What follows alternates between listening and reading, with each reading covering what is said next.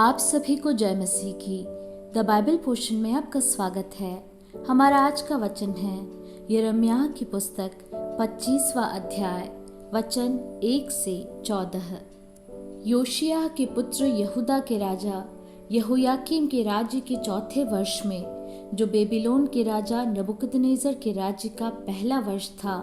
यहोवा का जो वचन यिर्मयाह नबी के पास पहुंचा, उसे यिर्मयाह नबी ने सब यहूदियों और यरूशलेम के सब निवासियों को बताया। वह यह है, आमोन के पुत्र यहूदा के राजा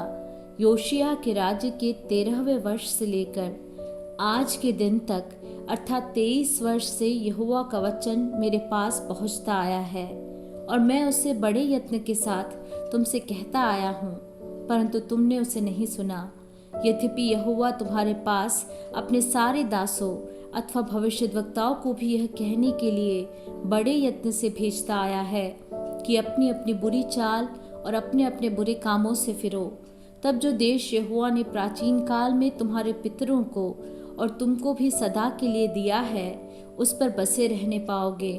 परंतु तुमने न तो सुना और न कान लगाया है, और दूसरे देवताओं के पीछे होकर उनकी उपासना और उनको दंडवत मत करो, और न अपनी बनाई हुई वस्तुओं के द्वारा मुझे रिस दिलाओ, तब मैं तुम्हारी कुछ हानि न करूँगा। यह सुनने पर भी तुमने मेरी नहीं मानी, वरन अपनी बनाई हुई वस्तुओं के द्वारा मुझे रिस दिलाते आए हो, जिससे तुम्हारी हानि ही हो सकती है। यहोवा की यही वाणी है। इसलिए सेनाओं का यहोवा यूं कहता है, तुमने जो मेरे वचन नहीं माने, इसलिए सुनो, मैं उत्तर में रहने वाले सब कुलों को बुलाऊंगा और अपने दास बेबीलोन के राजा नबूकदनेस्सर को बुलवा भेजूंगा, और उन सबों को इस देश और इसके निवासियों के विरुद्ध और इसके आसपास की सब जातियों के विरुद्ध भी ले आऊंगा, और इन सब देशों का मैं सत्यानाश करके उन्हें ऐसा उजाड़ दूंगा कि लोग इन्हें देखकर ताली बजाएंगे, वरन ये सदा उजड़े ही रहेंगे। यहोवा की यह वाणी है,